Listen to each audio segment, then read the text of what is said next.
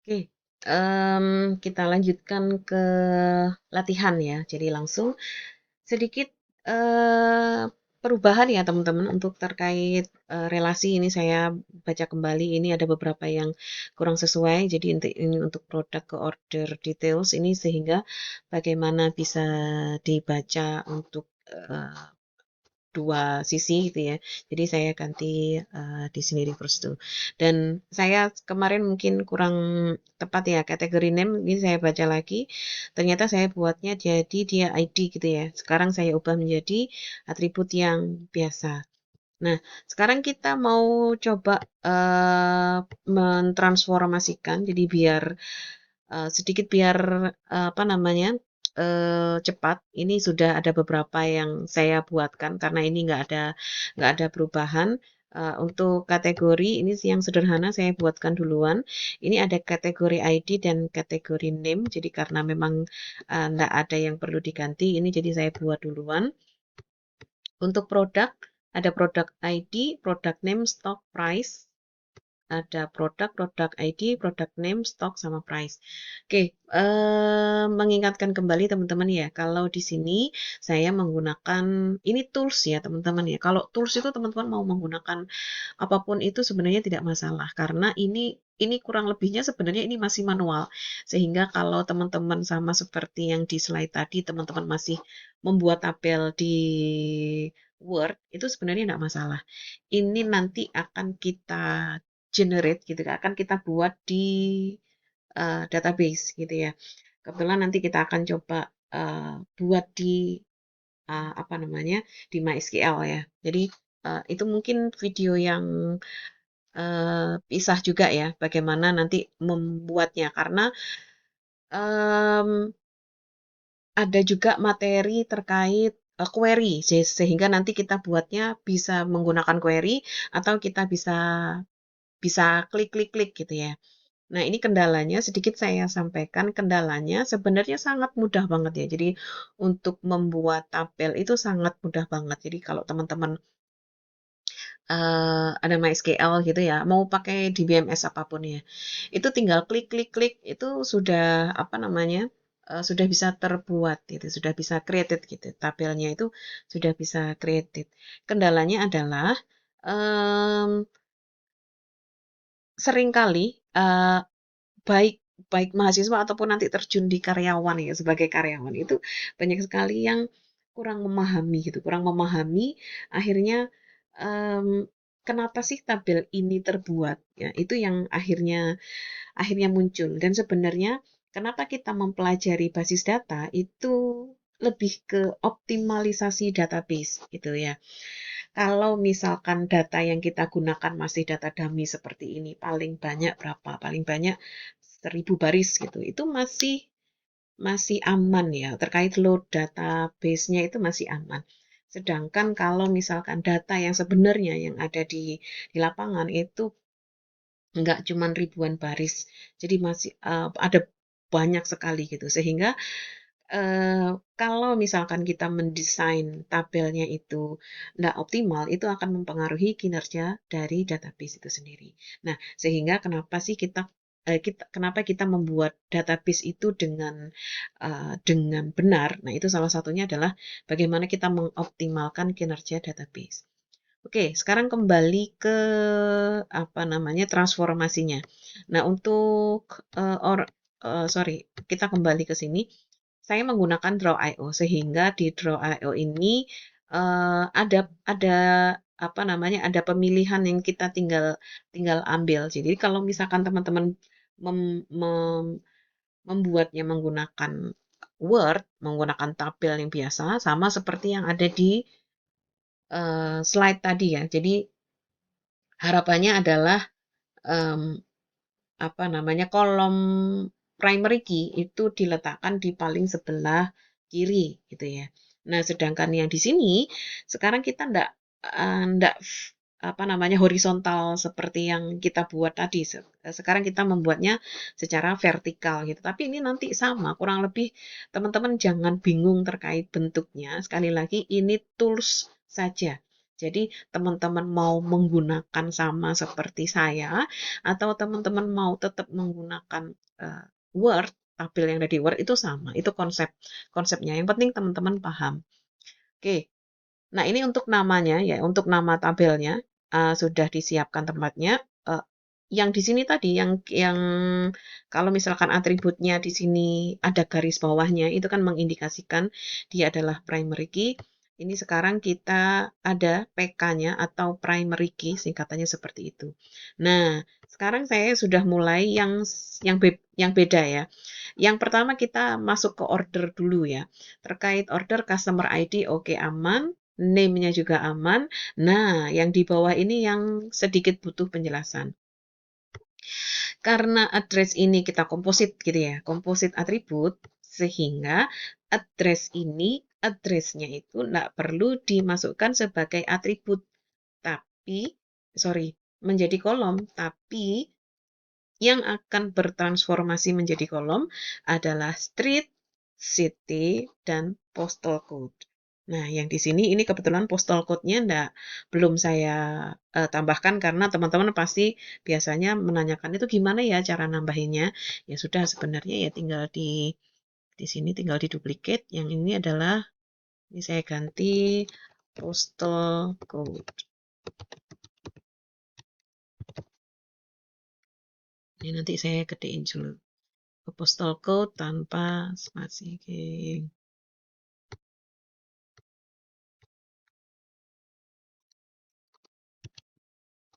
Seperti ini. Nah, lanjut.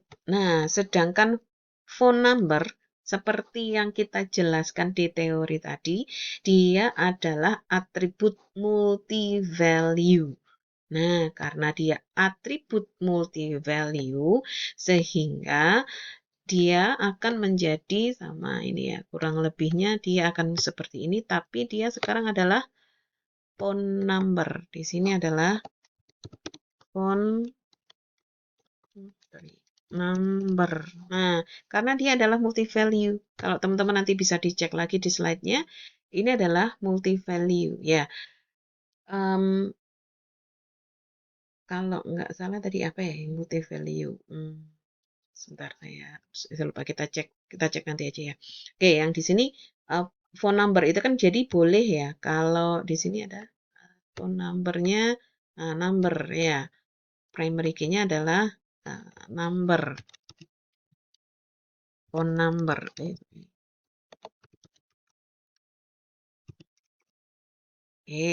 Sorry, bukan phone number. Ini dia apa namanya?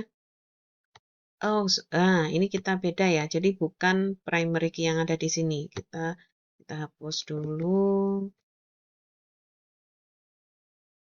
Delete ya. Kita ganti yang di sini karena kita butuh FK. Nah, di sini. Oke, ini adalah phone number. Nah, phone number karena di sini adalah customer ID. Nah, ini kita ambil dari sini karena dia di sini adalah customer ID. Jadi sehingga ini kita nggak perlu ya. Ini nggak perlu yang kedua sehingga di sini adalah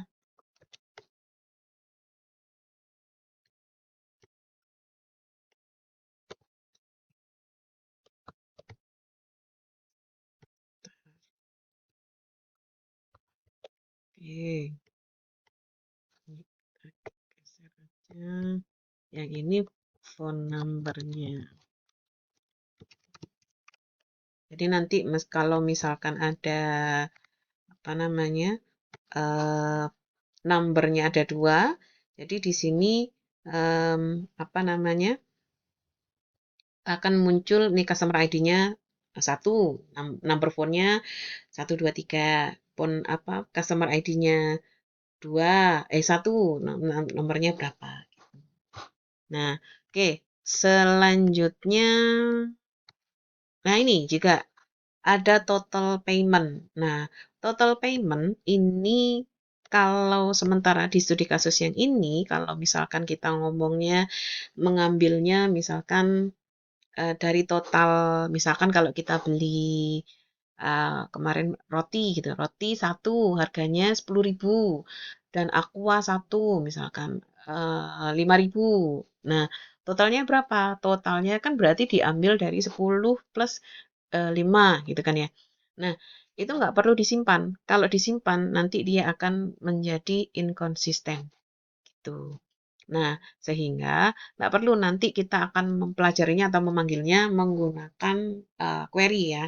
Jadi nanti ada tanda kutipnya semacam ada tambahan kolom lagi itu untuk yang uh, total payment. Jadi bisa bisa ada total payment um, tapi kita pakai query. Nah, tapi kalau misalkan Bu, ini perlu disimpan gitu. Kalau datanya besar gitu ya. Kalau datanya besar, ya silahkan bisa dimasukkan. Oke, nah selanjutnya kita ke di sini ya, ada order details. Nah, order detailnya ini sama juga seperti yang di sini kita buat pakai ini. Ini ada order detail.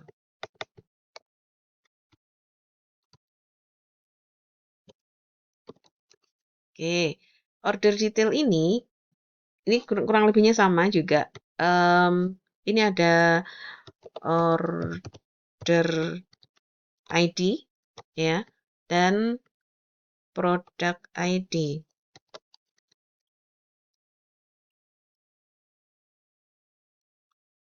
Oke, nah kalau misalkan ya teman-teman, pertamanya misalkan kita, Bu, ini kenapa PKFK gitu ya? Kalau cuman FK, kalau cuman foreign key, itu kan berarti belum tentu karena dia foreign key itu sebenarnya boleh kosong. Jadi kalau misalkan di sini kita isi order ID saja, tapi produk ID-nya kosong, nah ini kan akhirnya nggak bisa mengisi yang selanjutnya. Sehingga kita paksakan gitu. Sehingga kalau misalkan kita ngomong primary key dia weak entity gitu. Sehingga dia nggak punya primary key. Ya sudah, foreign key-nya kita jadikan primary key gitu. Sehingga kurang lebih seperti ini. Oke, selanjutnya ada quantity sama subtotal. Ada quantity, di sini ada quantity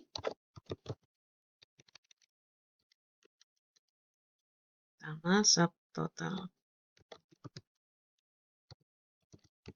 Oke. Oke.